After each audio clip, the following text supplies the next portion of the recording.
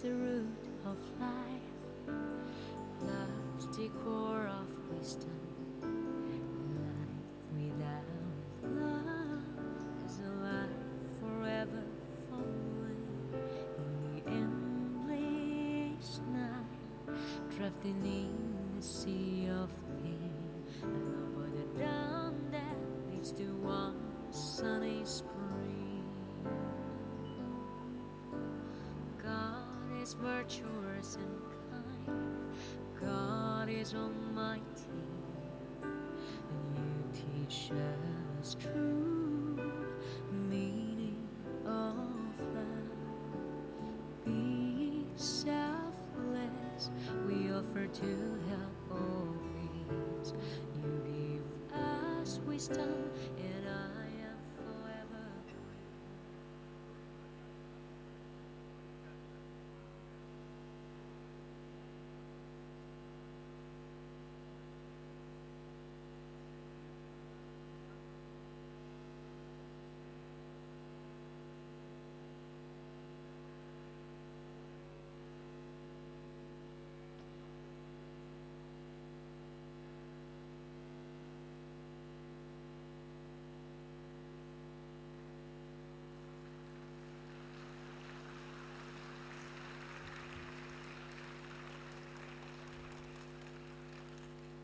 Thank you very much.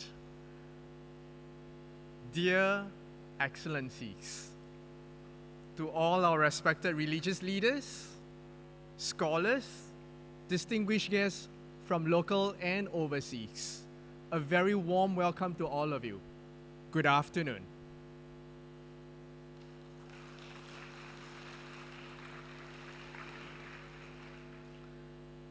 Thank you very much for taking time from your busy schedule to be here to attend the International Conference for World Harmony, Role of Women in Promoting Peace. We are also here to commemorate the centenary celebration of Venerable Master Chin Kung and the 4th memorial anniversary of Venerable Master Chin Kung. This event is organized by Permanent Delegation of the Republic of Madagascar to UNESCO, World Fellowship of Buddhists, Master Chin Kung Association for Peace and Harmony Development, Pure Land Learning College Association, Australia, and not forgetting Amitabha Buddhist Associations worldwide.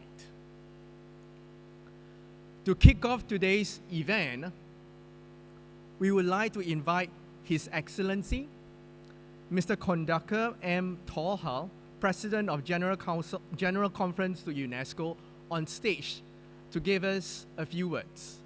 At the same time, I would like to invite the rest of the key speakers on stage. Her Excellency, Ms. Asha Charlotte Aragne, Deputy Director General of UNESCO, Mr. Andari Anum Rakutu Mana Isu, Counselor to the Permanent Delegation of Madagascar to UNESCO and OIF. His Excellency, Mr. He Razonari Mampia Nina, former President of the Republic of Madagascar. Her Excellency, Mrs. Kathleen Baudier, Founding President of Women for Diplomacy International, President of the 36th session of the General Conference of UNESCO. His Excellency, Mr. Lee Byung-hun, Chairperson of 48th session of the World Heritage Committee, Chairperson of UNESCO's Executive Board from 203rd to 207th session. Mr. Palop Tayari, President of the World Fellowship of Buddhists. His Excellency, Mr. Ahmad Jalali, President of the Master Chin Kung Association for Peace and Harmony Development, President of the 31st General Conference of UNESCO, former President of World Heritage Committee, Venerable Wu Tao, Dean of Studies of Pure Land Learning College Association Australia, Chief Convener, Preparatory Committee of the Centenary Celebration and 4th Memorial Anniversary of Venerable Master Ching Kung. His Excellency Mr. Yukio Hatoyama, former Prime Minister of Japan. So with this, let's give us a round of applause to all our distinguished guests on stage.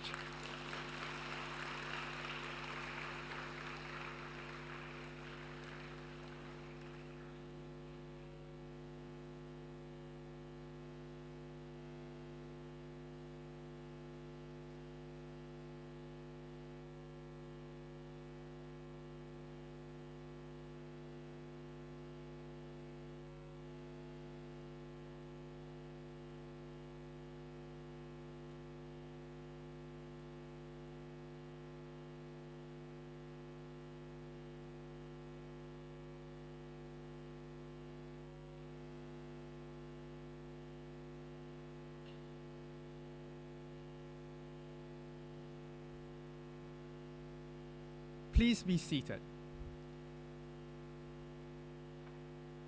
For now, I shall give the floor to His Excellency Mr. Kondaka M. Tohal, President of General Conference to UNESCO.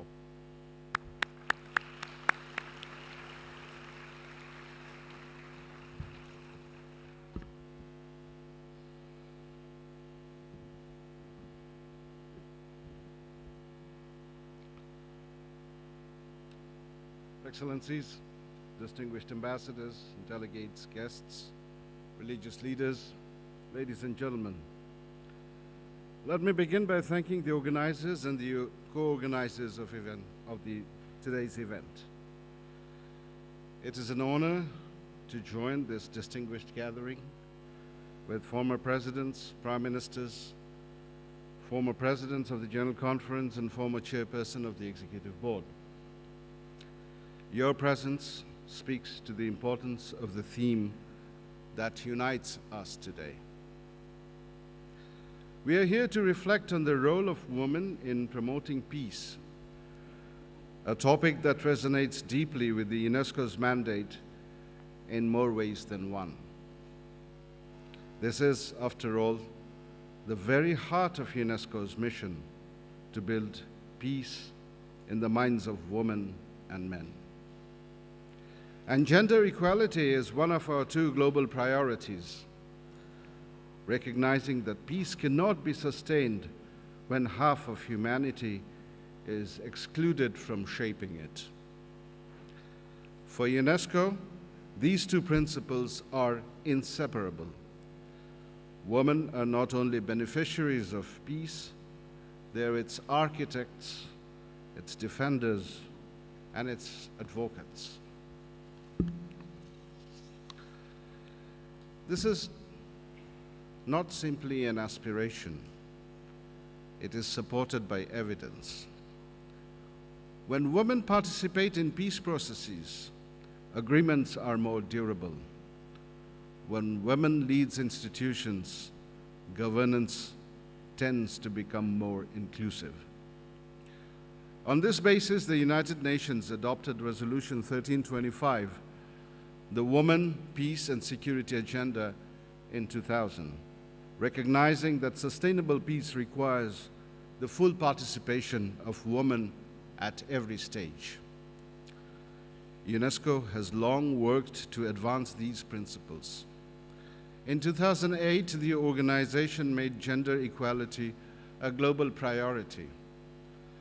Since then, it has worked to create environments where women and girls can thrive across its programs in education, culture, the sciences, and communication, including in zones affected by conflicts and crises.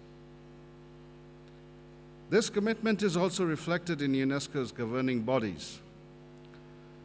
As I mentioned earlier this morning at the 43rd session of the General Conference, I was supported by 35 vice presidents. 14 of them were women.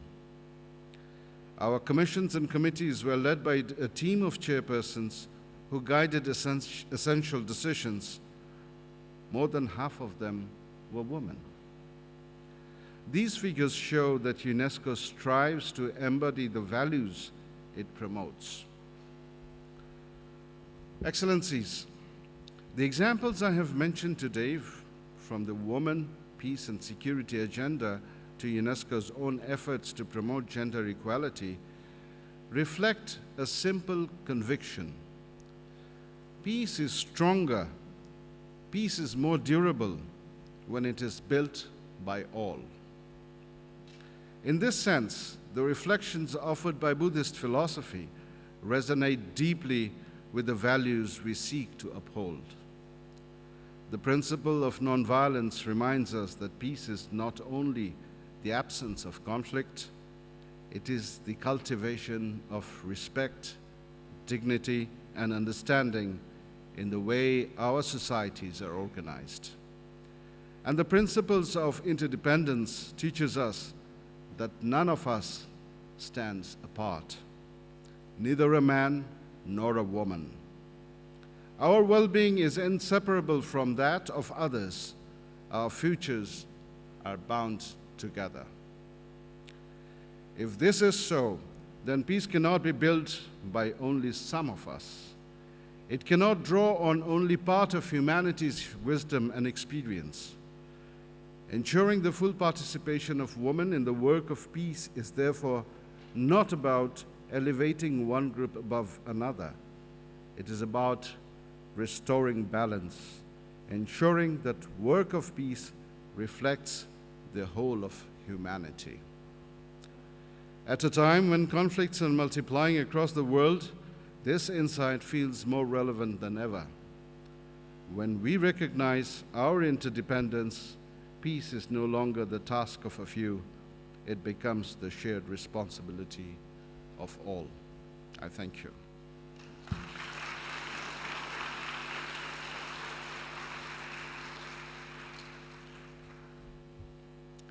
May we invite Her Excellency, Ms. Asha Charlotte Ratney, Deputy Director General of UNESCO.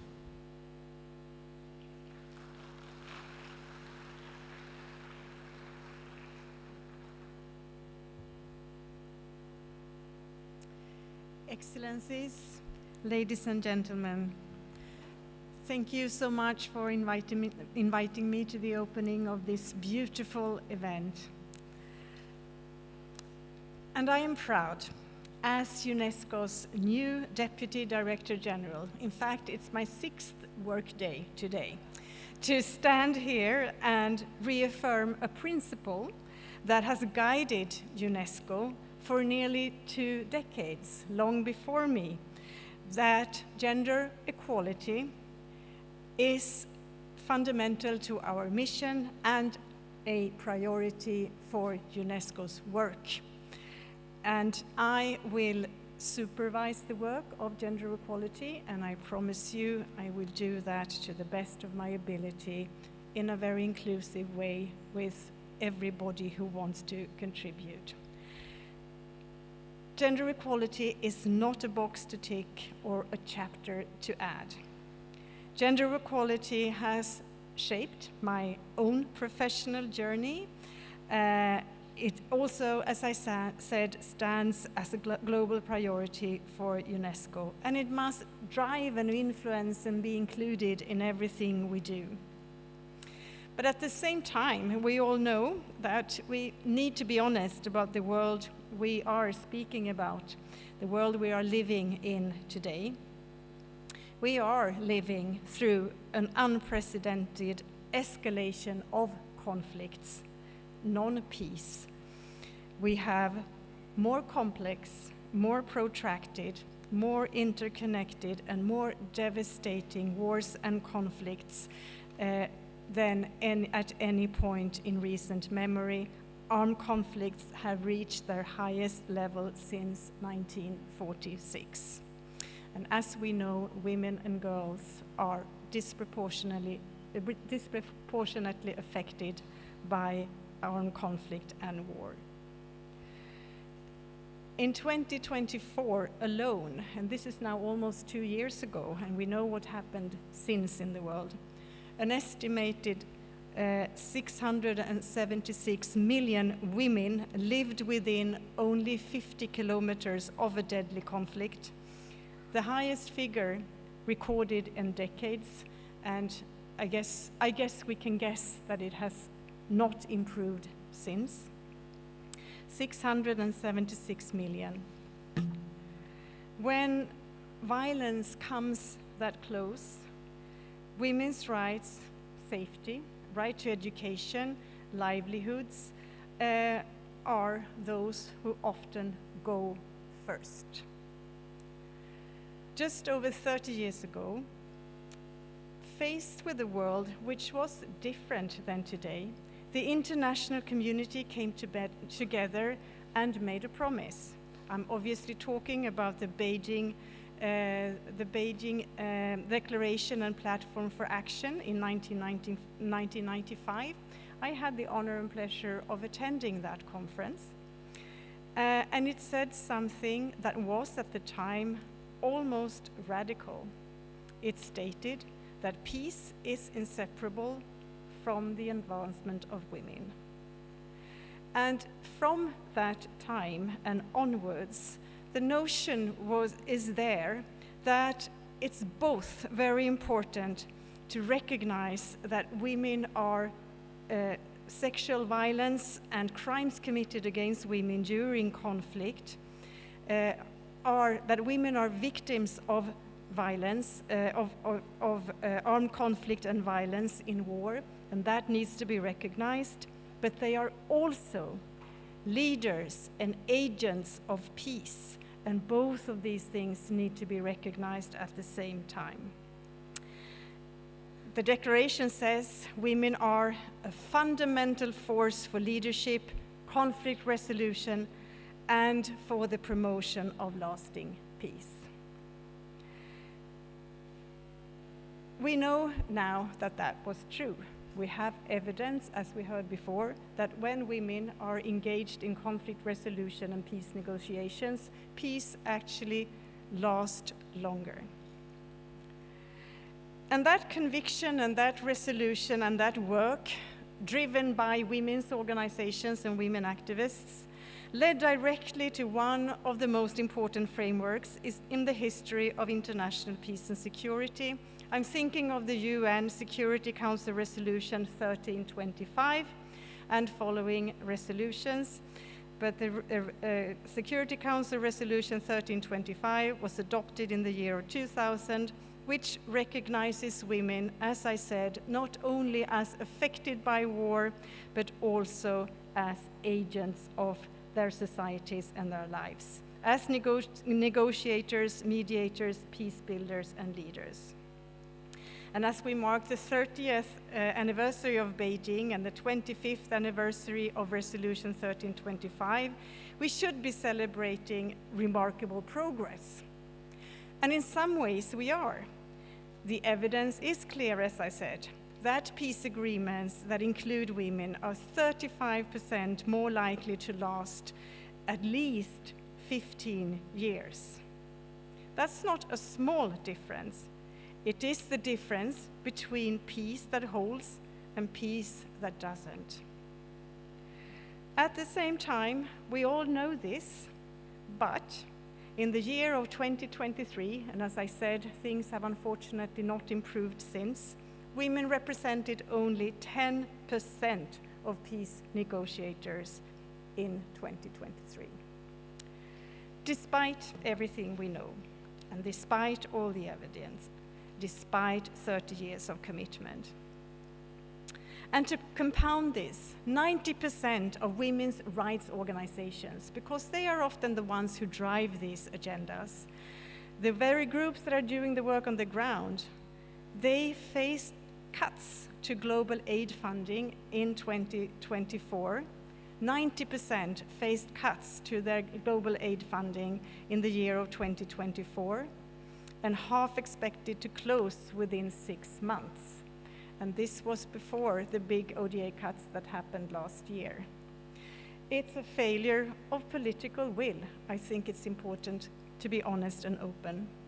And women and girls are paying the price. So what can UNESCO do about it? Well, driven by the strong engagement by member states, and I just come from a meeting where we discussed this with member states, we have significantly expanded our work on crisis preparedness and emergency response at UNESCO. And we bring something unique to the agenda, we think, a mandate that spans education, culture, media, and science, the very foundations that make peace not only possible, but sustainable. Our work was also recognized, and I cannot take credit for that, but my able colleagues can. We were recognized in the UN Secretary General's report in 2025 on women, peace, and security, and that the recognition matters. But what matters far more is, of course, the work on the ground and how it impacts women and girls in a positive way. For example, in Afghanistan, over 37,000 women have access to UNESCO-supported community-based literacy programs. In a country where women have been systematically stripped of their rights to education and public life, these programs are not just about reading and writing, they are acts of resistance and hope and dignity. In Ukraine, more than 400 women journalists have received emergency grants to keep doing their work in the most dangerous of circumstances. Also, 38 women artists have been relocated to temporary residences across Europe so that they can continue to create, to document, and to remind the world about what is at stake. These are real people and real lives, and they represent thousands more of UNESCO. They represent thousands more of who UNESCO reaches out to every day through the work of our staff and our partners. Above all, the extraordinary women who refuse to be silenced. And I want to acknowledge with the International Women's Day, it was celebrated just yesterday and we continue today. I want to pay tribute to all the women who shape UNESCO's mission, who are, in every sense of the word, architects of peace. I'm thinking of teachers and educators. I'm thinking of librarians. I'm thinking of artists and creators. I'm thinking of school nurses. I'm thinking of museum workers. I'm thinking of cultural heritage professionals, archivists, and many, many other professions, many times women-dominated, who might not always be as noticed as they should be for their professionalism and their loyalty to their communities, also during the harshest of time. I'm also thinking of women scientists and women researchers, including our very own UNESCO chairholders in Colombia, Liberia, Mexico, Greece, and the UK, who advance knowledge on gender equality, resilience, and peace, and help translate evidence into impact. And I'm thinking of the women journalists and media workers who give their voices, who give voices to those who have been silenced and who are sometimes nowadays harshly attacked for carrying out their important work.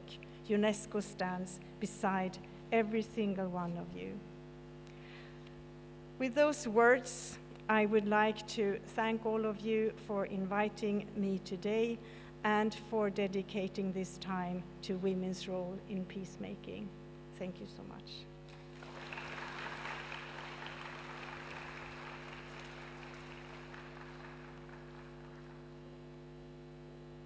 Thank you, Her Excellency. I love the pink, by the way. May we next invite Mr. Andrianum Rakutumanazu, Counselor to the Permanent Delegation of Madagascar to UNESCO and OFI.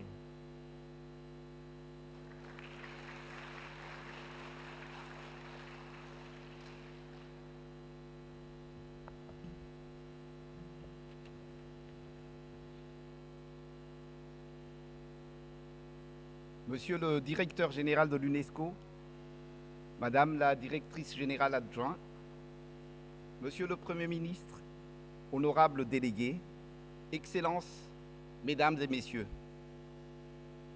L'admission des femmes à l'égalité parfaite serait la marque la plus sûre de la civilisation.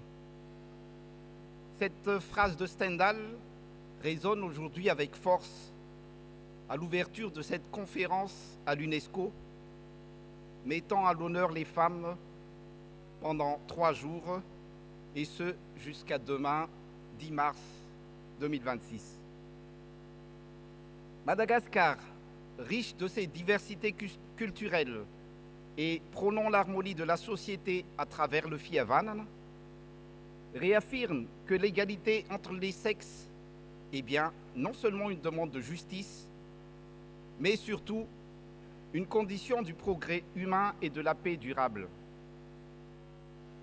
Investir dans l'autonomisation des femmes et des adolescentes, encourager leur participation au processus de décision et aux négociations de paix, introduire et appliquer une dimension féministe dans les nouvelles technologies, à commencer par l'intelligence artificielle, font partie des priorités du gouvernement de la refondation de Madagascar. Le dialogue entre les régions et les cultures, la reconnaissance du rôle et des actions des femmes, en particulier celles qui ont su dépasser les clivages pour œuvrer à la réconciliation, tout comme l'éducation à une fraternité universelle, sont autant de leviers pour transformer nos sociétés. Devons-nous nous contenter de nous réjouir alors que les paroles et les actes sont sans cesse confrontés au poids du réel? Il est temps d'agir ensemble, en véritables artisans et artisanes de l'égalité des chances.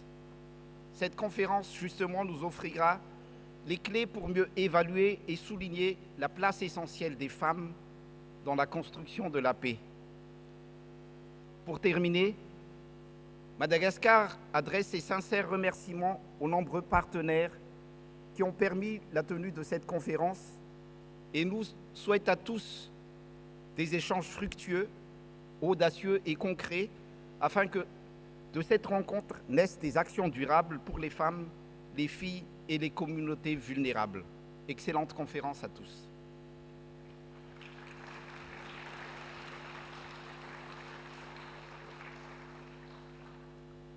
Thank you. May I now invite His Excellency Mr. He Razonariamampianina, former President of Republic of Madagascar.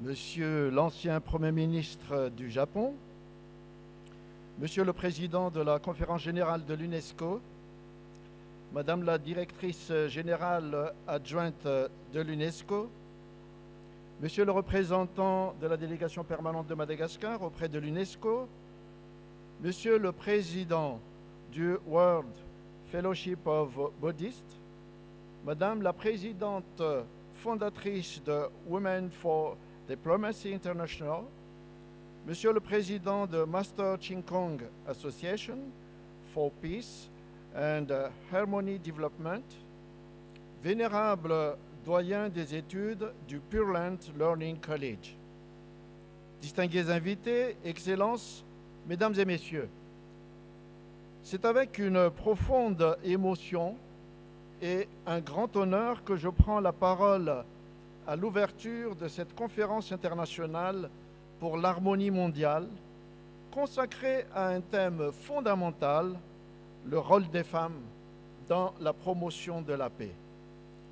Je tiens à saluer et remercier chaleureusement les organisateurs de cet événement d'envergure, la délégation permanente de Madagascar, le World Fellowship of Buddhists, le Master Ching-Kong Association for Peace and Harmony Development, le Pure Land Learning College, ainsi que l'association bouddhiste Amitabha Réseau Mondial. Leur engagement commun démontre que la paix est une responsabilité partagée qui transcende les frontières, les cultures et les traditions spirituelles. Avant toute chose, étant donné que cette conférence internationale est aussi l'occasion pour commémorer son centenaire, permettez-moi d'avoir une pensée particulière pour le vénérable Master Ching Kong. J'ai eu l'honneur de le rencontrer à Paris en 2017, lorsque j'étais dans l'exercice de ma fonction de président de la République. Cette rencontre, je vous l'assure, m'a profondément marqué. Master Ching Kong était un homme de paix et d'humilité, un pédagogue de la sagesse et un bâtisseur de ponts entre les cultures et les religions. Il nous rappelait et nous rappelle que l'harmonie mondiale commence par l'harmonie intérieure et que le dialogue, le respect mutuel et l'éducation morale sont les fondements véritables d'une paix durable. Que son message, qui demeure d'une actualité saisissante, continue de nous éclairer et d'inspirer les générations futures. Excellences, mesdames et messieurs, notre monde traverse une période marquée par des tensions géopolitiques, des menaces de guerre, des fractures sociales, des conflits intergénérationnels et des compréhensions culturelles et religieuses. Face à ces défis, nous devons affirmer avec force que l'harmonie mondiale n'est pas une utopie, elle est une nécessité, une exigence fondamentale de notre temps.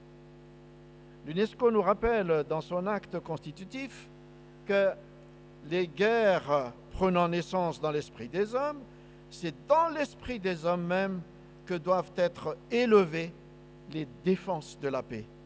Cette vérité demeure plus actuelle que jamais. Or, si nous voulons construire ces défenses de la paix, nous ne pouvons ignorer la contribution déterminante des femmes, car les femmes sont les piliers et actrices majeures de la paix. En effet, dans toutes les civilisations, les femmes ont été les premières éducatrices, les gardiennes des valeurs, les médiatrices naturelles au sein des familles et des communautés. Elles portent la vie, elles transmettent la culture, elles enseignent la tolérance, elles maintiennent le lien social lorsque celui-ci menace de se rompre. Pourtant, malheureusement, le rôle des femmes dans le processus formel de négociation et de gouvernance reste encore insuffisamment reconnu. Promouvoir la paix sans inclure pleinement les femmes, c'est se priver d'une grande partie de l'intelligence, de la sensibilité et du potentiel d'innovation de l'humanité. Les études et les expériences à travers le monde démontrent que lorsque les femmes participent au processus de paix, les accords sont plus inclusifs, plus durables et mieux ancrés dans les réalités sociales. Excellences, mesdames et messieurs, Madagascar, terre de diversité culturelle et spirituelle, connaît depuis longtemps la valeur du leadership féminin. Au XIXe siècle, notre pays fut dirigé par plusieurs reines, parmi lesquelles Ranavalona Ier, Ranavalona II, Ranavalona III. Ces souveraines ont exercé un pouvoir réel dans des périodes marquées par de profondes transformations et par de fortes pressions extérieures. Elles ont gouverné, elles ont négocié, elles ont protégé la souveraineté nationale et elles ont guidé leur peuple dans des moments décisifs. Leur présence au sommet de l'État démontre qu'à Madagascar, l'autorité féminine a été historiquement reconnue et institutionnellement assumée. Cet héritage est précieux. Il nous rappelle que la capacité des femmes à diriger, à décider et à préserver la cohésion nationale est inscrite dans notre mémoire collective. En tant qu'ancien président de la République de Madagascar, j'ai pu constater combien l'implication des femmes dans les initiatives communautaires, dans la médiation locale et dans les programmes de développement renforce la stabilité et la résilience nationale. Lorsque les femmes sont autonomisées par l'éducation, l'accès aux responsabilités et à l'entrepreneuriat, l'accès aux réseaux de financement comme la microfinance par exemple, c'est la société tout entière qui progresse vers davantage d'équité, d'harmonie et de paix. Excellences, Mesdames et Messieurs, les traditions spirituelles, lorsqu'elles s'ouvrent les unes aux autres, deviennent des ponts plutôt que des barrières. Et les femmes, dans de nombreuses traditions religieuses et culturelles, jouent un rôle essentiel dans cette transmission des valeurs d'amour, de compassion et de respect. Cette conférence ne doit pas être seulement un espace de réflexion, mais un catalyseur d'engagement concret. Nous devons donc renforcer l'accès des femmes à l'éducation de qualité. Nous devons encourager leur participation aux instances de décision, soutenir les initiatives féminines de médiation et de dialogue interculturel, intégrer systématiquement la dimension de genre dans les politiques publiques liées à la paix et à la sécurité. Car la paix n'est pas seulement et simplement l'absence de conflit, elle est la présence active de justice, d'égalité et de dignité. Permettez-moi de conclure par une conviction profonde. La paix mondiale commence par la paix intérieure de tout un chacun. Et la paix intérieure se nourrit d'éducation et de valeurs. Et ces valeurs, très souvent, sont semées, cultivées et répandues par les femmes. En ouvrant cette conférence internationale pour l'harmonie mondiale, je formule le vœu que nos échanges soient fructueux, inspirants et porteurs d'actions concrètes. Que cette rencontre soit un pas décisif vers un monde où les femmes sont pleinement reconnues comme des architectes essentiels de la paix. Je vous remercie de votre aimable attention.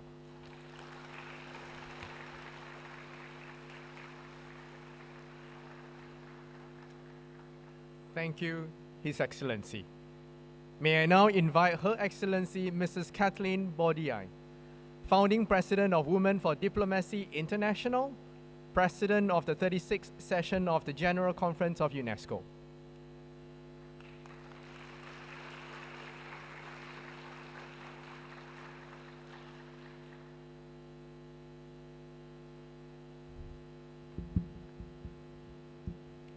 Your Excellencies, I'm always moved when I stay on this stage.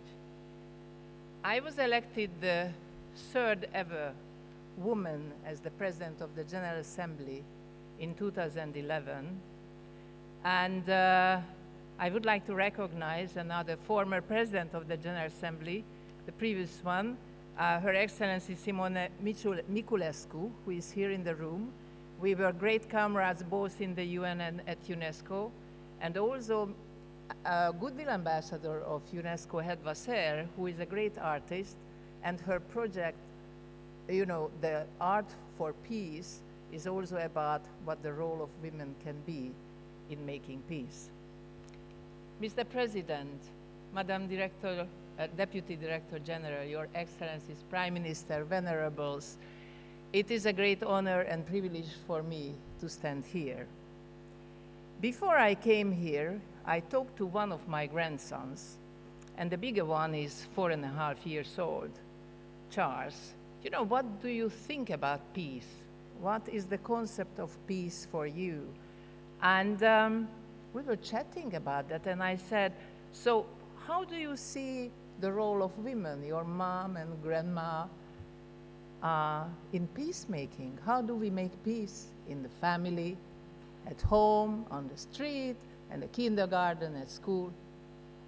And he painted something, and he told me to bring it to you. And frankly, I brought it with me to you. This, he said, this is all you are here in the room. I showed him the picture, we will be all sitting here. And I said, so where are the women here? And she said, here is the red, that's the heart. You are sitting there.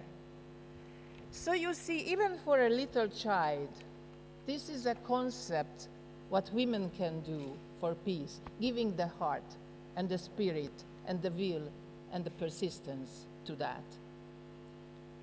And Your Excellencies, dear friends, as disasters, wars, terrorist attacks, and many contagious diseases continue to ravage the world, the yearning for peace and stability increases every day. Now, I had the privilege to have known Master Ching Kung. I have worked with him, and I have learned a lot from him. Master Ching Kung's idea, the harmonious universe, creating a global family, has not been reached yet. But we all have to work towards that together, I believe. Master Ching Kung advocated the teaching of compassion and loving kindness, religious harmony, multiculturalism, and racial equality. He hoped to cooperate more with people of vision and foresight to help resolve chaos and conflicts in the world and to promote world harmony and stability. And of course, he spent most of his life, time, and effort in studying Pure Land Buddhism, I know, but Mr. Ching Kung told me that he also read extensively the teachings of Confucianism, Taoism, Islam, and other religions. I was asked by himself to work with him after a speech of mine at the World Buddhist Congress in Bangkok. I opened that time in my capacity as the president of UNESCO General Conference, and I remember the moment we met in person and we started to speak about the importance of intercultural and interfaith dialogue. Me, being a Roman Catholic, I was always interested in Buddhism as a beautiful vehicle for bringing people from different faiths and religions together and work towards a more peaceful world together. Peace we can never take for granted. We have to work on it. It should be based on education, and as we know, ladies and gentlemen, peace begins with a smile. So we both agreed on this approach and created a climate at UNESCO that time in Paris and in different parts of the world to inspire people of different religions to look for the common ground, find the similarities rather than the differences in each other, and respect each other's differences. Always try to build and not to destroy. Esteemed guests, respected monks, and dear friends, today as we gather to celebrate in a way the International Women's Day, we find ourselves at a vital crossroads, one that calls for reflection on the profound contributions of women in fostering peace and harmony in our world. The teaching of Buddha reminds us that peace is not merely the absence of conflict, but a state of being cultivated through compassion, understanding, and awareness. In Buddhism, we know peace is deeply intertwined with the concept of the metta, the loving kindness, and the karuna, the compassion, which I fall in love because of Master Ching Kung, of all these teachings. And women throughout history and across cultures have exemplified these qualities. from nurturing families to leading communities, their roles often embody the very essence of peacemaking. Women have been the backbone of families and societies, instilling values of compassion and empathy in children. Their influence in shaping future generations is immeasurable.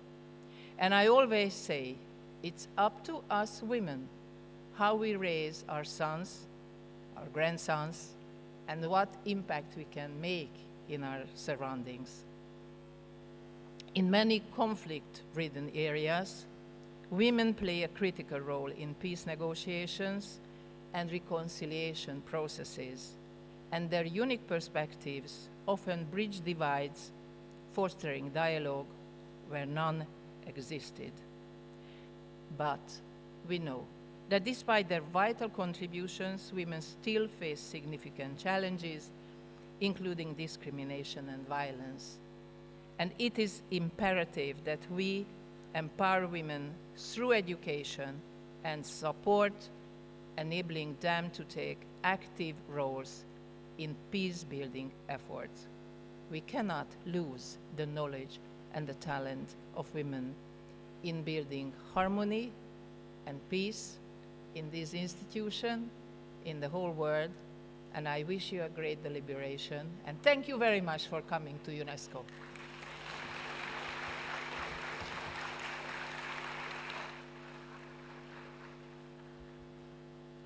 Thank you, Her Excellency.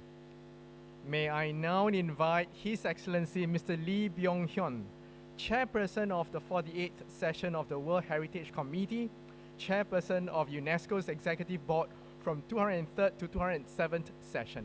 Let's give a round of applause to Mr. Lee Byung-hyun. Okay, thank you. President of the General Conference, Madam DDG for UNESCO, Excellencies, distinguished guests, Venerable and Reverend, ladies and gentlemen. It is my distinct honor and profound privilege to stand before you at the opening of the International Conference for World Harmony dedicated to the role of women in promoting peace. This year carries particular resonance as we commemorate the centenary of the birth of Master Chinkung and the 4th anniversary of his passing, a life devoted to moral education, intercultural dialogue, and the pursuit of lasting harmony among peoples. During my tenure as the ambassador of the Republic of Korea to UNESCO, and subsequently as chair of UNESCO's Executive Board, I had the privilege of engaging with Master Chinkung on several occasions, not only here in Paris, but other places across the world. What impressed me most was not only his spiritual presence, but his intellectual clarity. He believed peace cannot be sustained by agreements alone. It must rest upon ethical education and inner transformation. Our conversations addressed UNESCO's mission in a fragmented world, the Korean Peninsula, and the regional dynamics of Asia, including relations among Korea, China, and Japan. I vividly recall his reflections on exchanges he had held with the former Japanese Prime Minister Yukio Hatoyama, who is present in this hall. I personally thank him sharing his valuable time together with us. Welcome to UNESCO, Mr. Prime Minister. He spoke of the moral courage required to confront history honestly and of the wisdom necessary to transform memory into reconciliation. Those reflections remain vivid in my mind. Despite the complexities of geopolitical realities, his message was simple and very clear. Peace must first be cultivated in the human heart before it can be secured in international agreements. In early 2019, I led a delegation of UNESCO ambassadors to Toowoomba, Australia, where his initiative, Peace and Harmony Development, had taken root. There, we witnessed communities of diverse faiths and cultures living in mutual respect and cooperation. Education was understood as the formation of character. Religious diversity became a bridge rather than a boundary. It was not theory, it was lived experience. That experience gave concrete expression to UNESCO's founding purposes and principles. I think that everybody in this hall is well aware of the following preambular part of UNESCO Constitution. I quote, "Since wars begin in the minds of men and women, it is in those minds that the defenses of peace must be constructed," unquote. As a diplomat, we know agreements can be concluded very swiftly, but trust requires time. Political settlements may ease tensions. Only sustained moral civil cultivation secures durable harmony.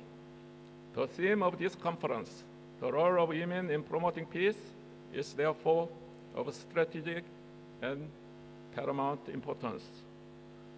Across societies, women are transmitters of values and the pillars of social cohesion, social justice, and social stability. Their leadership in education and the whole peace process, such as peacemaking, peacekeeping, peace building, strengthens our shared future as one human family. Today, as we mark his centenary, we face renewed uncertainty in many regions of the world, not to mention in the Middle East and in Ukraine. Therefore, it is very tempting to search for immediate solutions. Yet, his life reminds us that enduring and lasting peace is cultivated patiently, even across generations. Excellencies, ladies and gentlemen, peace is not achieved in a single negotiation. Harmony is not secured by a single declaration. Human dignity is not sustained by rhetoric alone. They endure through education, moral courage, and the daily choice to understand before we judge. If we remain faithful to these principles, the legacy we honor today will continue to guide our common future. May this conference strengthen our collective resolve to build peace through education, dialogue, and mutual respect, as was the Venerable Master Chin Kung's lifelong aspiration and teachings. Thank you very much.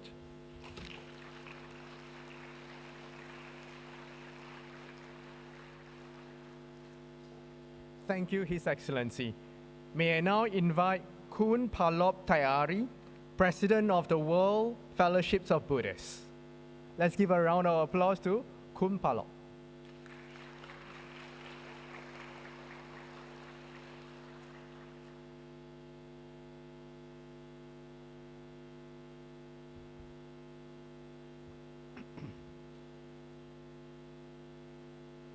Excellencies, Executive of UNESCO, Excellencies, distinguished guests, head of delegations, and ladies and gentlemen. On behalf of the World Fellowship of Buddhists and its sub-organization, the World Fellowship of Buddhist Youth and the World Buddhist Universities, I wish to express our heartfelt gratitude to His Excellency Mr. Harry Jonaram Prien, former President of Madagascar. Mr. Oliver Tahienas Nalia, Deputy Permanent Delegate of Madagascar to UNESCO. His Excellency Mr.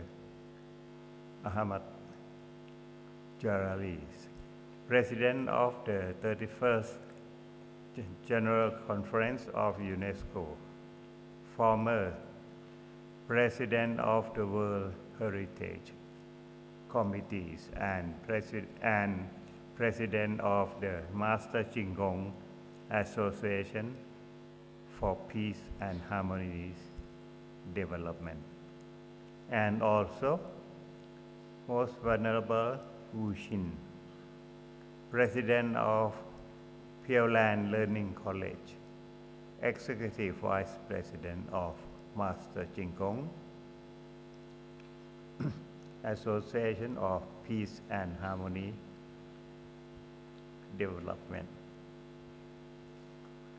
Your vision and dedication in convening this important conference demonstrate and perform commitment to dialogue, mutual understanding, and the global solidarities, and to shape to share a pursuit of enduring peace.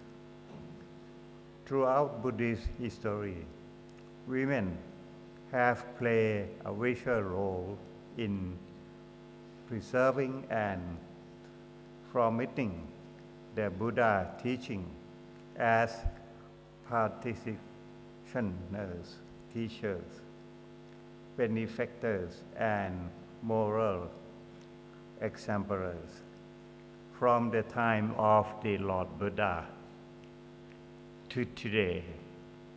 Global communities, this wisdom, resilience, and compassion have sustainable and enriched the living tradition of the Dharma. Their contribution remain essential to the vitalities, communities, and reverence of Buddhism in our modern world. In Buddhism, peace is more than the absence of conflicts. It is an inner harmonious ground with wisdom and compassion, cultivating through mindfulness, loving kindness, and ethical conduct. Lasting peace beginning within the human heart and later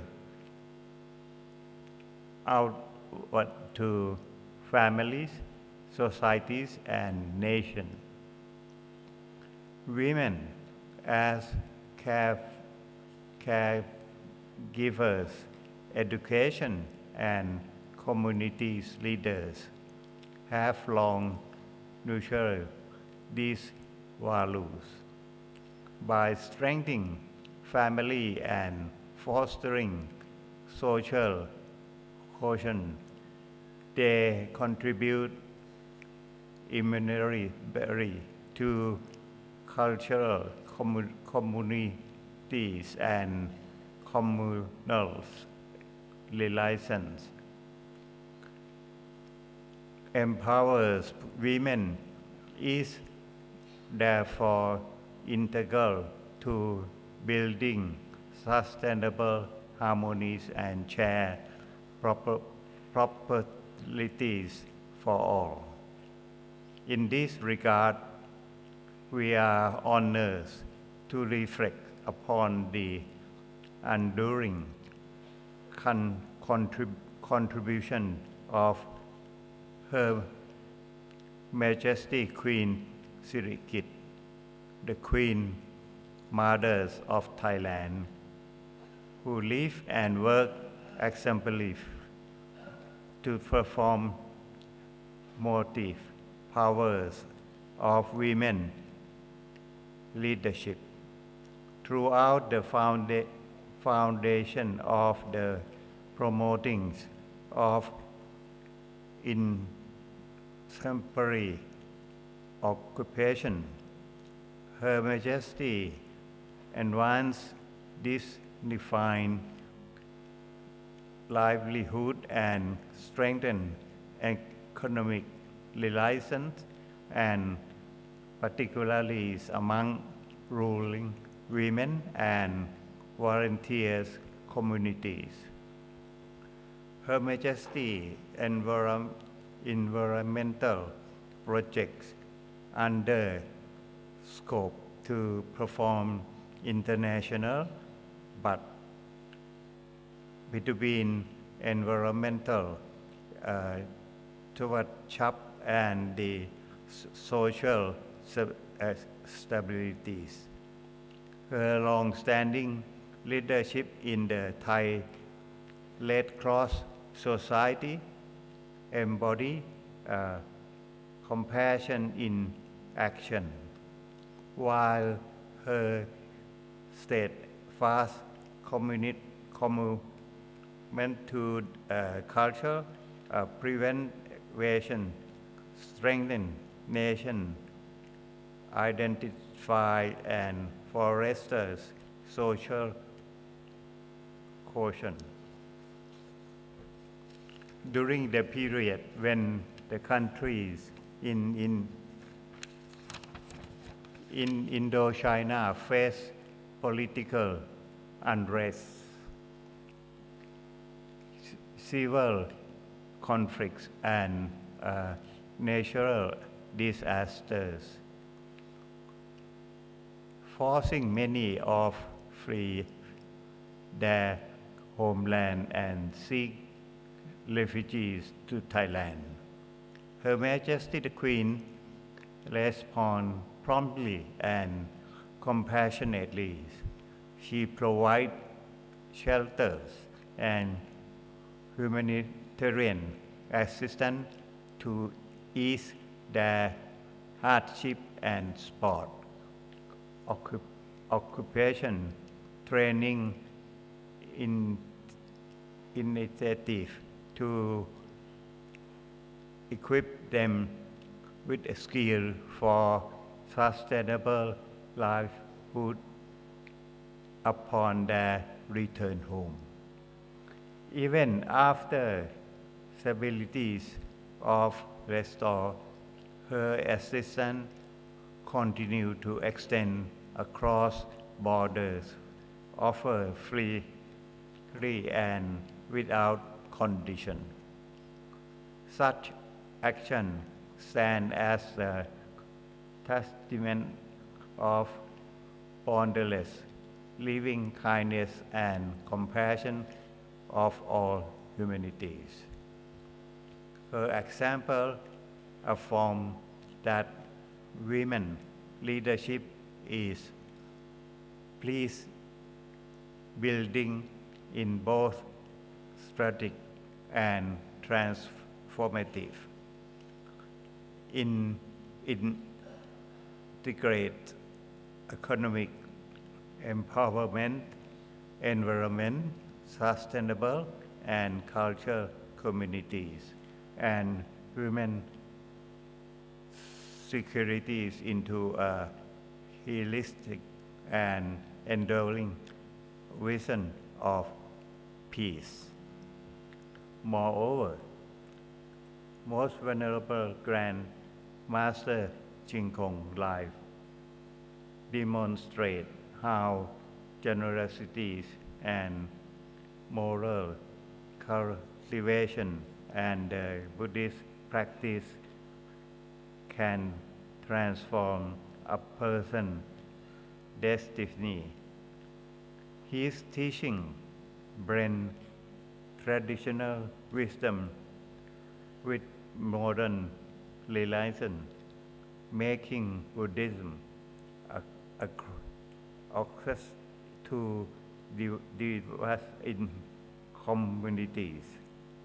His initiated of International Conference of Peace at the UNESCO headquarters, which continue to present today. These international platforms bring together leaders and various religions in the spirit of unities, harmonies, and to discuss significant goal issues. His compassion also extends the humanitarian assistance, including fund hospital in remote area of Thailand, reflect his compassionate commitment to the well-being of communities and needs. In addition, I wish to emphasize the visual role of the youth in the promoting peace. Young people are not only the leaders of tomorrow, they are active partners in shape and of present as powerful against the change. They bring energies, creativity, and moral clarifies the pursuit of better world.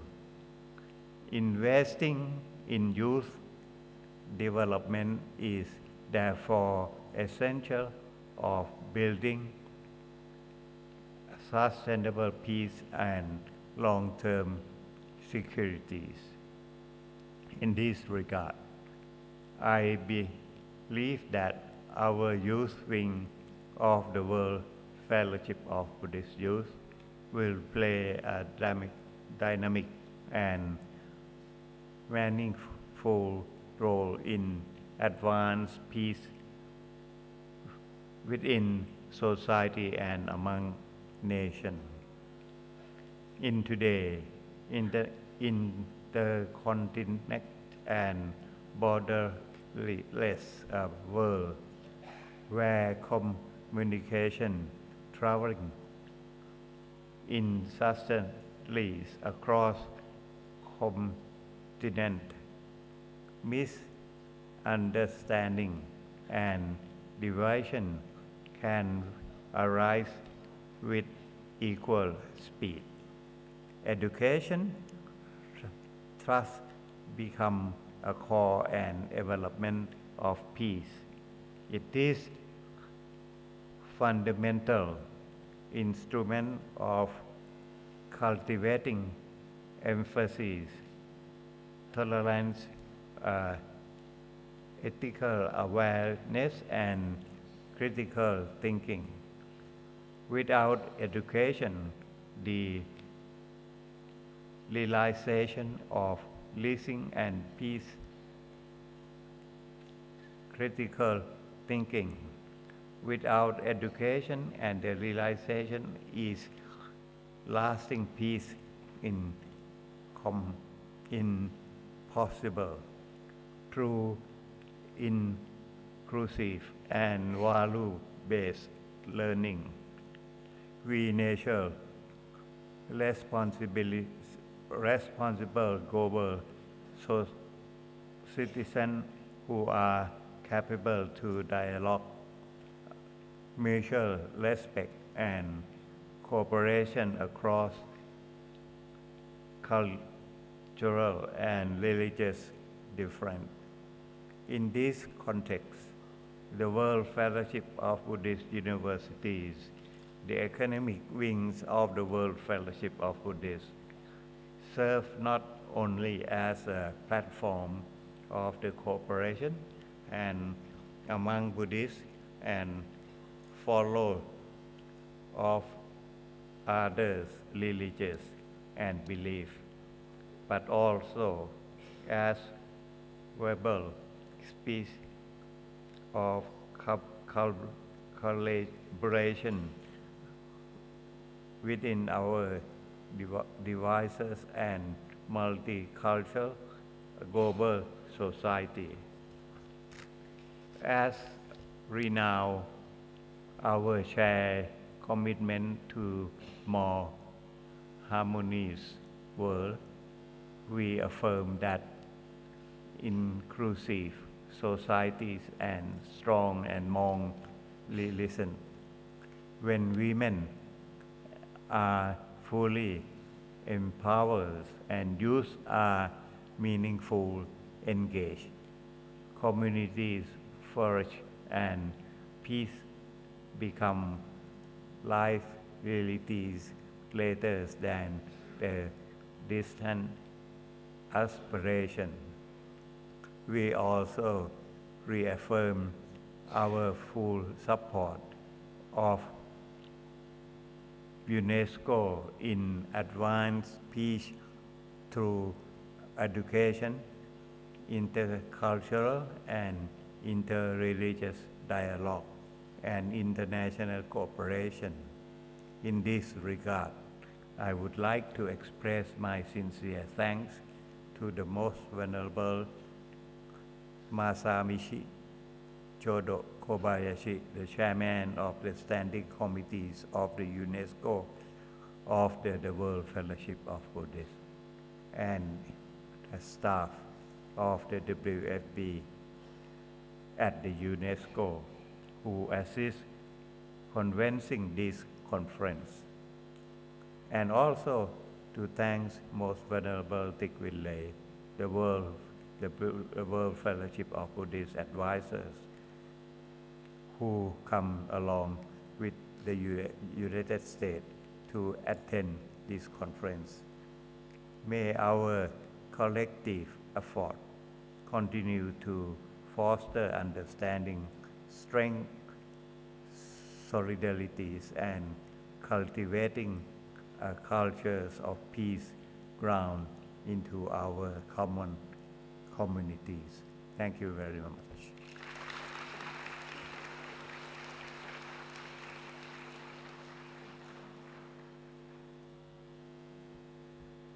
Thank you, Kumpalo. May I now invite His Excellency Mr. Ahmad Jali, President of the Master Ching Kung Association for Peace and Harmony Development, President of the 31st General Conference of UNESCO, former President of World Heritage Committee. Let's give a round of applause to Mr. Ahmad Jali.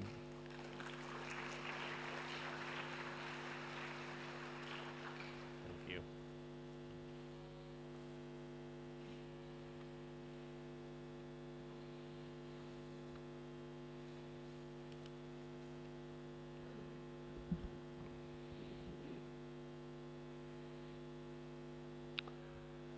Distinguished guests, excellencies, we have a very high rank of personalities here, former presidents, ambassador, president of General Conference, prime minister, and the president of World Fellowship, former president of the board of General Conference, distinguished friends among here that I know many of them. On this podium, I remember many events since 1997 that I was first time engaged in UNESCO as ambassador. I think probably I'm the oldest one having the experience in this house. So it is joyful for me to be again in this podium, in this wonderful room that we discussed and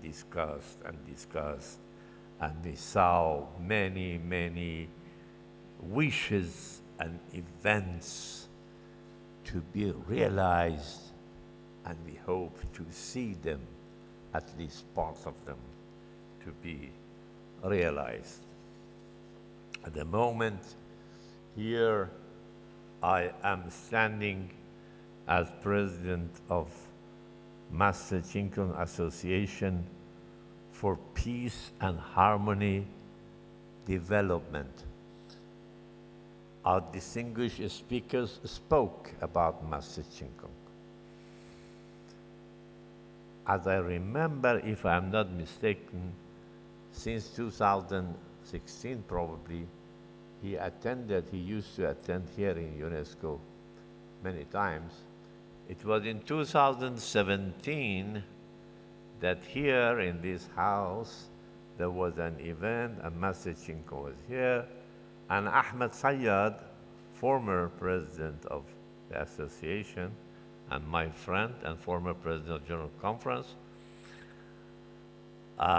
late Ahmed Sayyad, he told Master Ching Kung that, Master, we hope that we take your anniversary. At that time, he was, I think, 92 or something. Master, we hope that to have your 100 years anniversary in this room. And Master said, very good idea. Now we are performing that. And I am happy that His Grace created an atmosphere in this house that friends, what we call them friends of Master Ching Kung, now they are organized in the Association of Master Ching Kung, Association for Peace and Development. And I hope that you visit our association more and we become more visible in the future.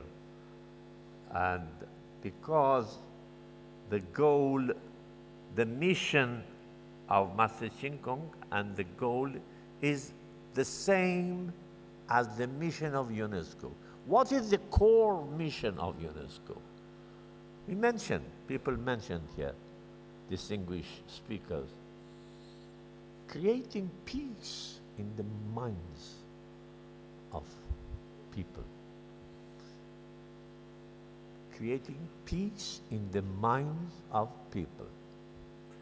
Now, the title of this conference, I wrote something here, but it's better to speak rather than reading. Do you agree? It's better to speak. In the minds of people, the title of this organization, of this conference, is empowerment of women, the role of the women in creating peace, harmony. There is an old Greek, I think, metaphor saying that usually men think that they are the head of the family. Okay, we give them this credit to say, yes, okay, men are head of the family. But they should not forget that women are the neck and they can rotate the head, whatever they want. And without love, there is no peace. And without women, there is no love. Do you agree? Without women, there is no love. Even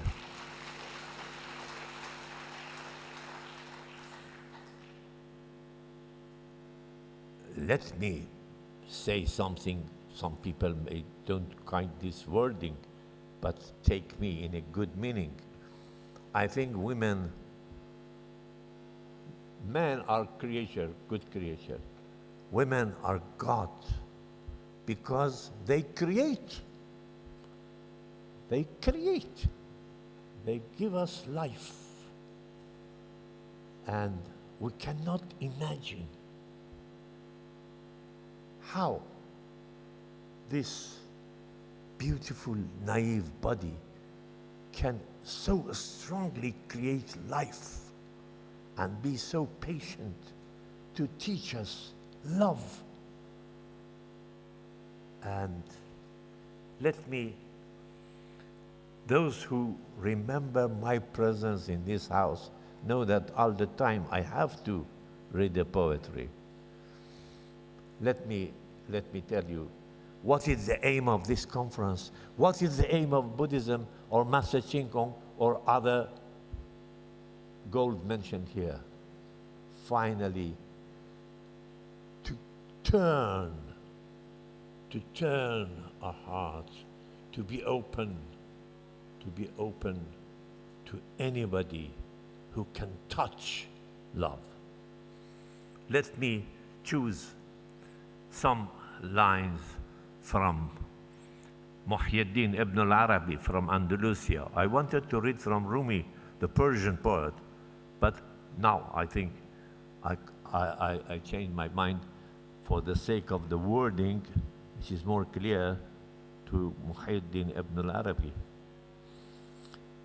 In one of his poems, he said, لَقَدْ صَارَ قَلْبِي, I translate, لَقَدْ صَارَ قَلْبِي قابلا كل صورة فمرعا لغزلان ودير لرحبان وبيت لأوثان وكعبة طائف وألواح توراة ومصحف قرآني أدين بدين الحب أنها توجهت ركائبه فالحب ديني وإيماني. He said that my heart changed the character, has become open to two different forms. Two different forms become the place of the ghazlan, of the ghazals, to enjoy that and become somewhere a monastery for Rahban to pray. And my heart became the leaves and the tablets of different sacred texts, all of them, because now I turned Adinu Bedin al-Hub, because now I turned my religion. I turned my religion to the religion of love. Adinu Bedin al-Hub. I turned my religion to religion of love, and from now on, love is my religion, is my faith. If this is the case, then immediately we have to say that women are creating our religion.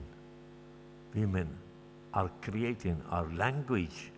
When I talk about language, I don't mean wording. No, a language in the wider sense of Ferdinand de Saussure, that the form that you understand the word, the life, and you express yourself and you express the life.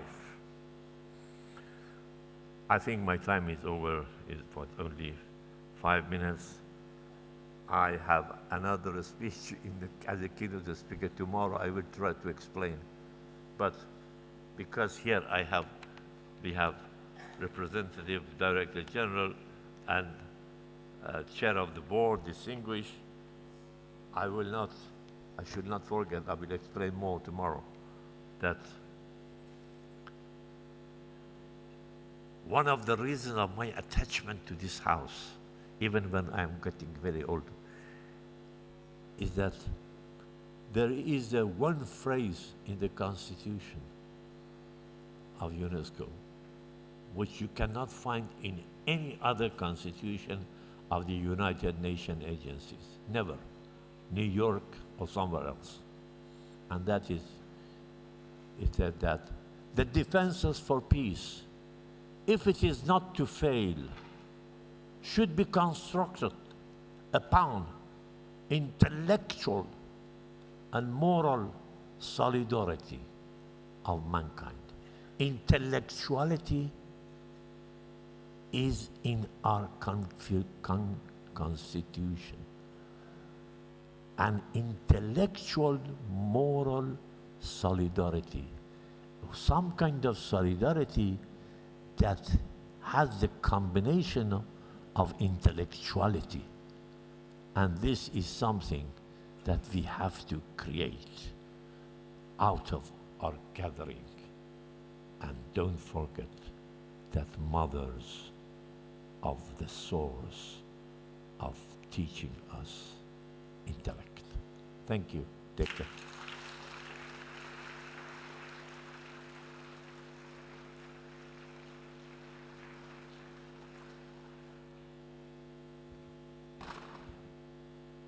Thank you, His Excellency.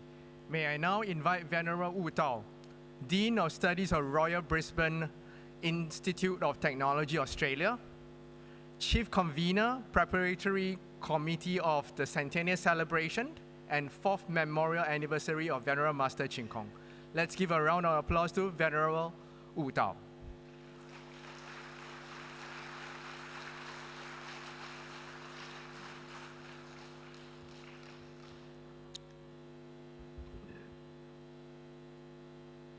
尊敬的日本前首相，鸠山由纪夫先生阁下及夫人鸠山幸女士，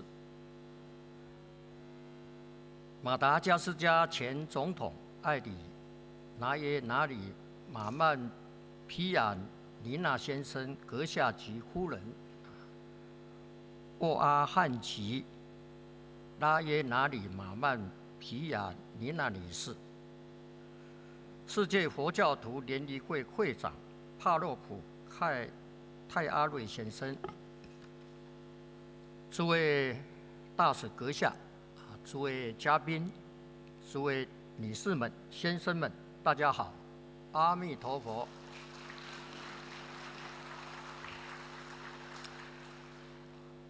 非常欢迎大家来到联合国教科文组织总部大会堂，参加先师净空老和尚100岁诞辰纪念追思纪念会活动。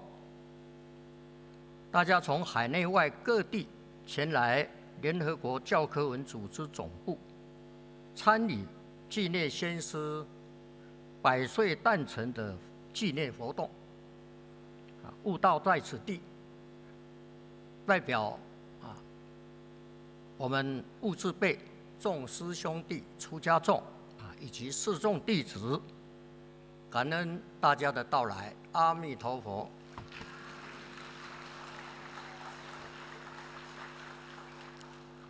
大家来到联合国教科文组织净空之有事，让我们很自然的回忆到先师净空老和尚生前在联合国教科文组织净空之有事，与诸位大使代表、海内外的人士、各宗教的领袖在这里交流，互相学习。这些活动，今天我们也是回忆历历在目。过去我们联合国教科文组织大使代表，大家曾经祈请先师净空老和尚100岁的时候，要到联合国教科文组织净空之有事，来这里大家为他祝寿、过生日，大家盛情的邀请，但是先师敬老和尚在2022年7月26日，他老人家就往生了。这个往生已经到第4年了，到今年2026年已经是第4个年头。这个4年大家就想起先师敬老和尚在世曾经祈请过他老人家来这里过100岁的生日。现在虽然先师净空老和尚已经往生西方极乐世界，大家还是很热情的在这个先师100岁的诞辰，在联合国教科文组织总部大会堂这里举办这个追思纪念活动如同先师他老人家在世一样。在中国儒家这个祭祀讲视死如生，人虽然往生了但是我们给他追思纪念如同他老人家在世的时候没有两样。他老人家相信在西方极乐世界也看得很清楚，看到大家到来也一定非常的欢喜，一定慈悲加持大家身心健康，事业顺利，诸事圆满，光寿无量。再次感恩大家的光临，谢谢大家，阿弥陀佛。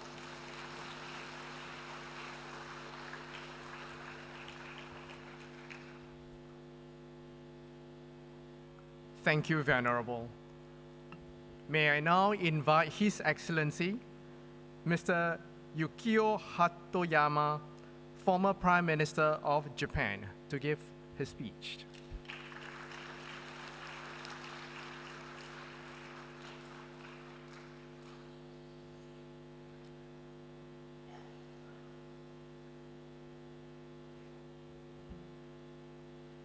Distinguished guests, good afternoon. Today, in this historic moment at UNESCO headquarters conference room, I am profoundly honored to stand here with all of you. We wish for peace from around the world at this international conference commemorating the centennial anniversary of the birth of Venerable Master Chinkan for world harmony. In my home, the chanting of Venerable Master Chinkan's Amida Buddha resounds from morning till night, year-round. For me, Venerable Master Chinkan transcended the role of a mere high priest.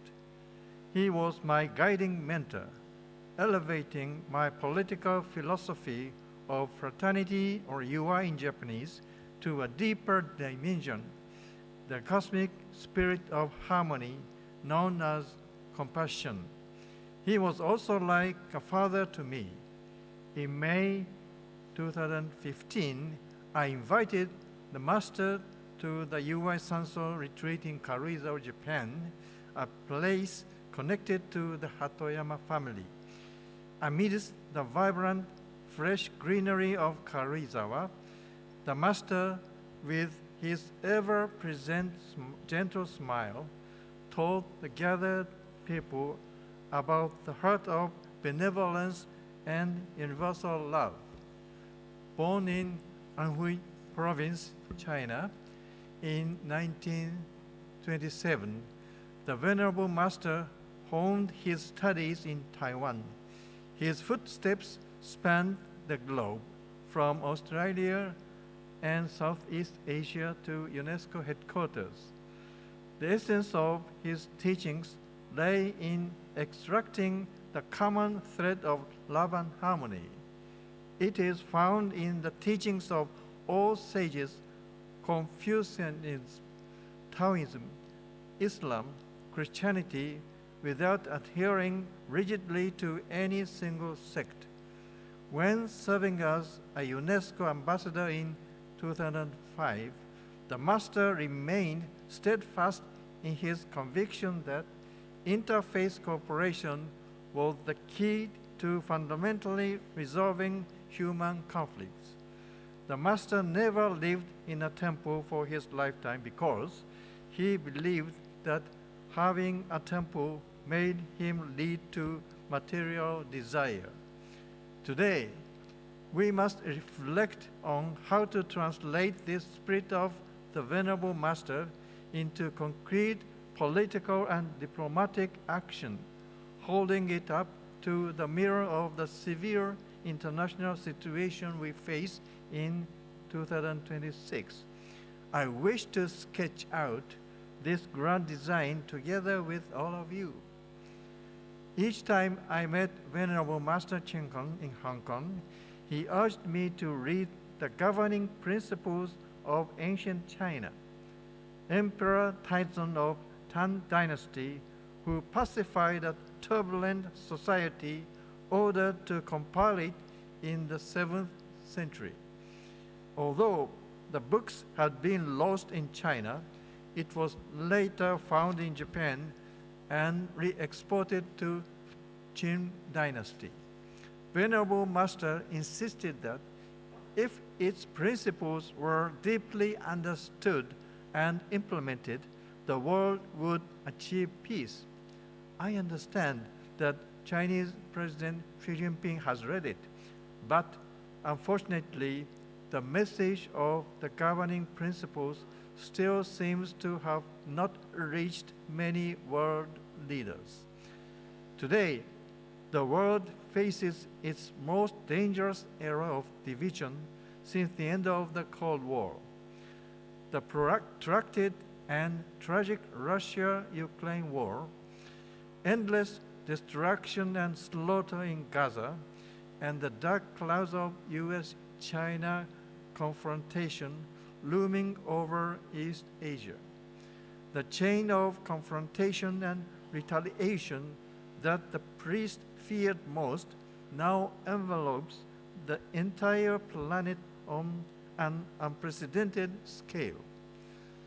Then, on February 28th, the United States and Israel launched attacks on Iran, killing leaders, including Ayatollah Khamenei, and civilians.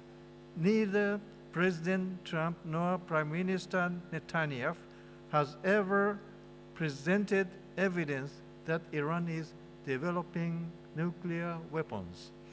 On the contrary, they are seeking to justify war by demanding regime change in another sovereign nation. Trump's phrase, peace through strength, seems to be enveloping the world. Yet Western governments cannot openly criticize it. This is truly deplorable. Amid this geopolitical crisis, it is regrettable that my country has not been able to play an active role for peace. It is partly due to the fact of the decline of Japan as a nation. In 1994, Japan boasted a 17.9% share of global GDP. However, by 2025, it had plummeted to 3.4%, with per capita GDP also falling sharply to 40th place globally. In contrast, China achieved a remarkable leap during the same period, rising from 2% to 17%. Japan's share of UN contribution also declined from 20% to around 6.9%, while China took Japan's place as the second largest contributor, approximately 20%, trailing only the United States. And as you know very well, the Trump administration is now turning its back on the United Nations. Turning to the real economy, the situation for Japan is even more severe. Over these 20 years, Japan's crude steel production, automobile production, and primary energy supply have all declined by more than 20%. Cash wages and household consumption expenditures have also continued to fall, leaving Japan in a state of long-term stagnation, rarely seen globally. This declining national strength has significantly weakened Japan's diplomatic leverage. What would Venerable Master Chinkan say if he saw Japan today? Master consistently taught attachment to material wealth breeds conflict. True peace arises from knowing contentment and sharing with others. I believe Japan should view the ground subsidence we now face as the birth pangs of redefining our identity. It is necessary for Japan to abandon the arrogance of our former status as an economic powerhouse and instead embrace our role as a member of the world and the pioneer of harmony. Ladies and gentlemen, in the current international landscape, much of the Japanese government and media seeks to frame the world in a binary opposition of democracy versus authoritarianism. Europe may not be an exception. However, I am convinced this is precisely the trap of division. Regarding the Ukraine conflict, many Western nations condemn Russia as the sole villain. Yet, calmly examining the cause and effect as taught by Venerable Master reveals another perspective. In 1990, during German reunification, a tacit promise was made among the leaders of the time that NATO would not expand 1 inch to the east. Yet, the United States reneged on this promise, persistently expanding its military alliance right up to Russia's doorstep. While this does not justify Russia's actions, we must acknowledge the fact that this accumulation of dishonesty became the fuse for this tragic conflict. Even authoritarian states have security concerns and will seek to respond. Actions that disregard the other party's perspective could lead to unexpected consequences. As the only nation to have experienced the nuclear tragedies of Hiroshima and Nagasaki, Japan should have been in a position to mediate an early ceasefire and a neutral peace rather than siding with either camp.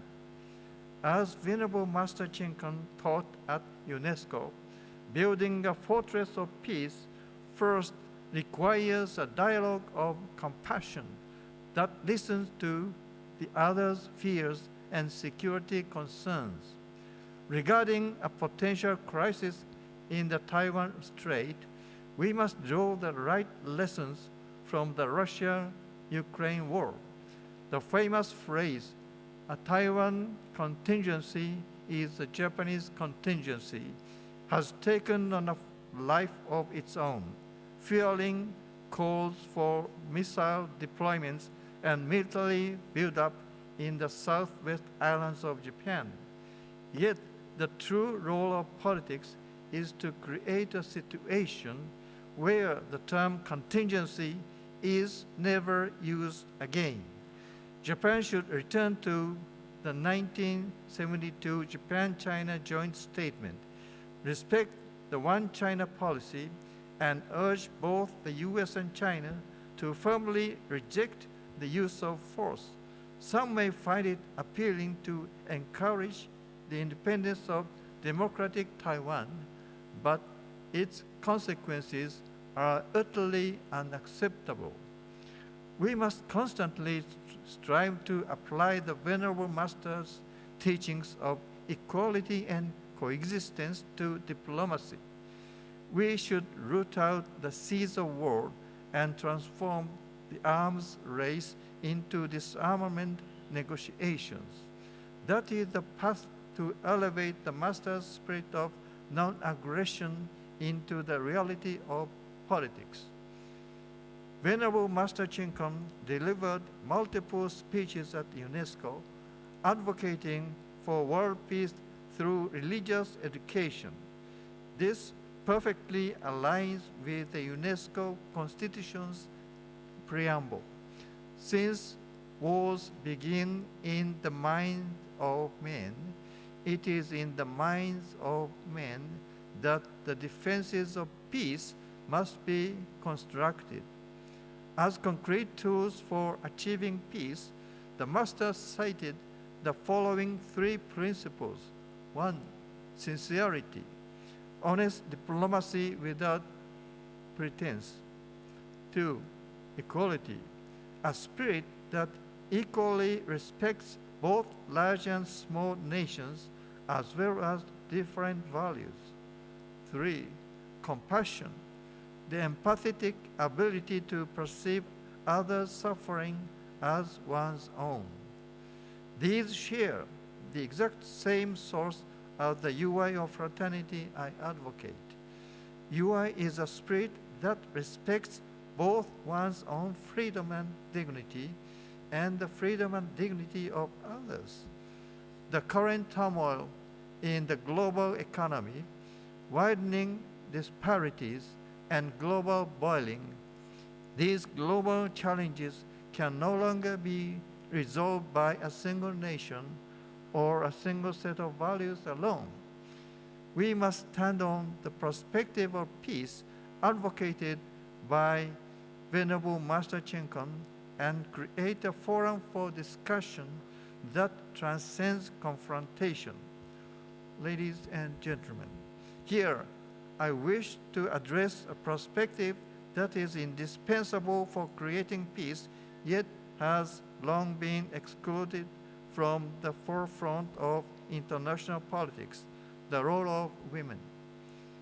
When expounding on the compassionate heart of Avalokiteshvara Bodhisattva, Venerable Master Chin Kung often suggested it symbolizes motherhood, the capacity to feel another's pain as one's own, empathy, and the resilient will to nurture and protect life.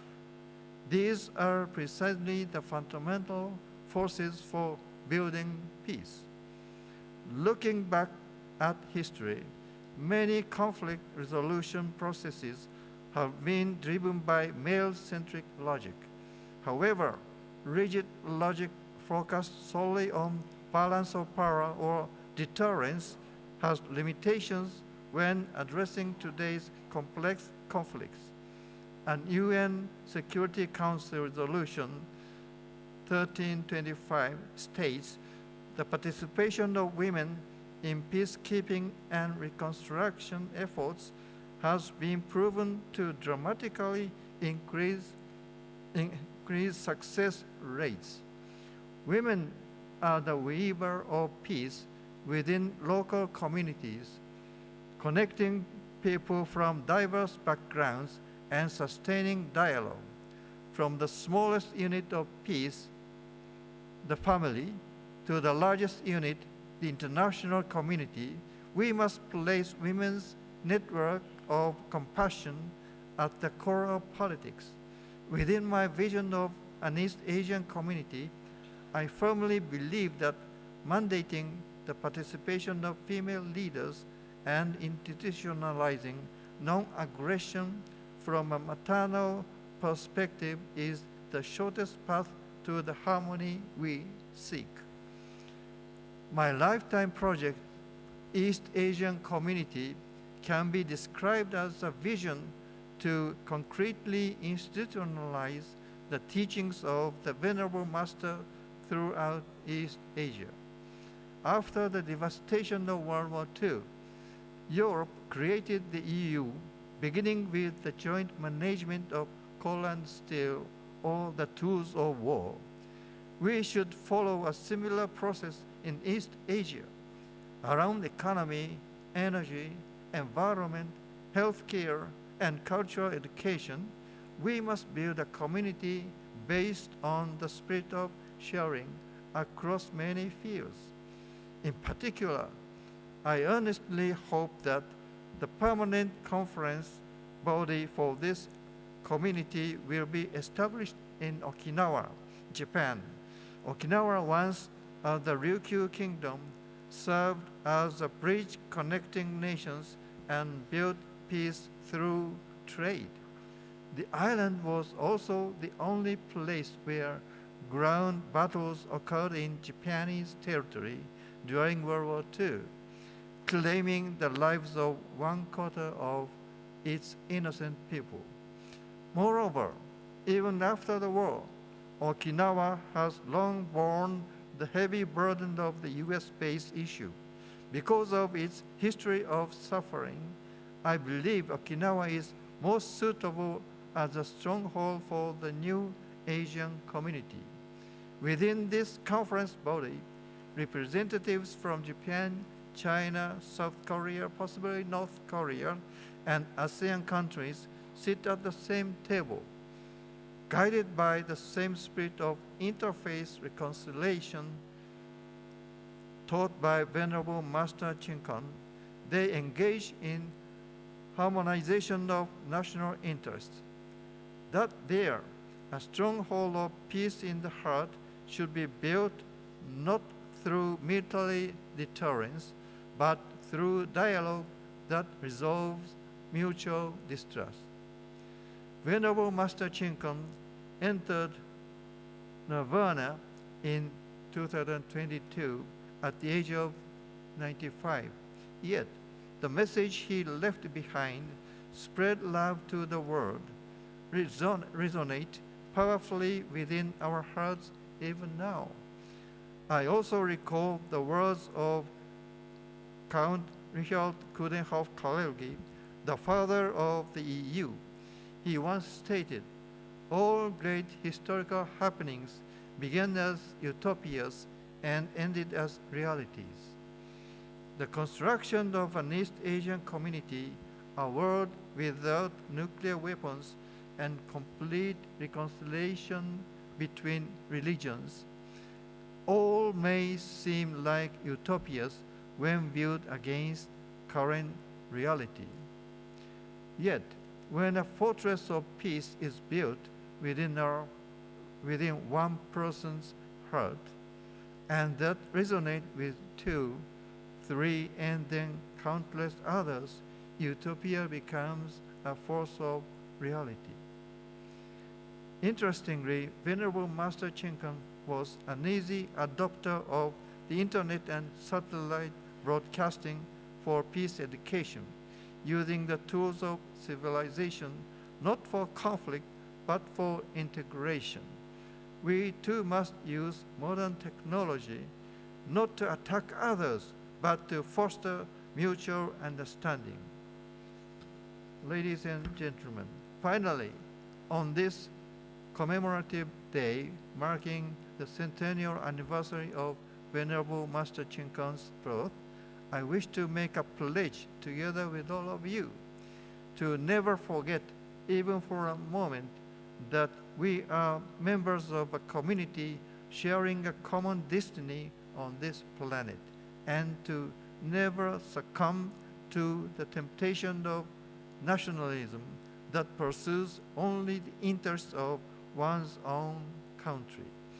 It is impossible to build one's own happiness upon the misfortune of one's neighbor. The compassion taught by the Venerable Master and the UI I hold as my conviction both converge on this single point: to find one's own joy in the happiness of others. As a politician and as a human being, I am resolved to engrave Venerable Master Chen Kang's teachings upon my heart and dedicate the remainder of my life to bringing harmony to East Asia and the world. I see the wisdom and compassion of each of you gathered at this international conference.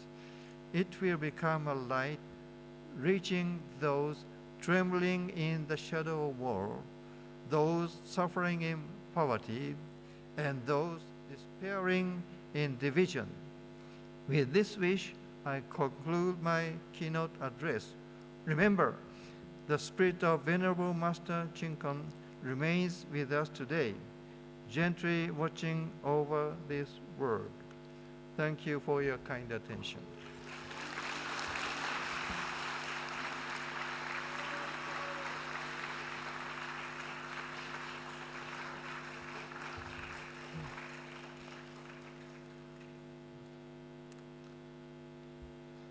Today's congregation is of great value and definitely a historical one. And it is an important chapter for Master Chen Kung Association for Peace and Harmony Development. To remember this moment, we would definitely want to capture a group photo. So for our speakers, please remain on stage for now. We will be inviting more guests on stage to actually join us in the group photo.